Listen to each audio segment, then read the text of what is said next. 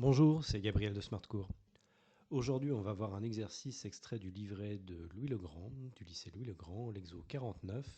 Calculer la somme des k égale 1 à n de k fois k factoriel. Mais avant cela, je vous invite à vous abonner à la chaîne. Alors, petit rappel avant de démarrer. 5 factoriel, c'est 5 fois 4 fois 3 fois 2 fois 1. Ensuite, comment démarrer? Alors, j'ai k fois k factoriel, ça m'arrange pas trop. Moi, ce que j'aurais bien aimé avoir, c'est k plus 1 fois k factoriel. Pourquoi? Tout simplement parce que ça, c'est égal à k plus 1 factoriel. Mais k plus 1 fois k factoriel, si je développe, c'est aussi égal à k fois k factoriel plus k factoriel. Et là, c'est extrêmement intéressant parce que ça me fait apparaître k fois k factoriel qui est ce que je cherche. Donc k fois k factoriel, c'est k plus 1 fois k factoriel moins k factoriel. Autrement dit, c'est k plus 1 factoriel moins k factoriel.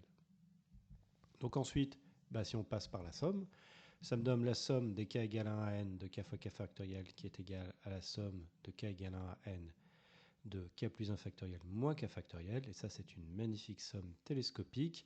Par linéarité de la somme, je vais obtenir la somme de k égale 1 à n de k plus 1 factoriel moins la somme de 1 à n des k factoriel.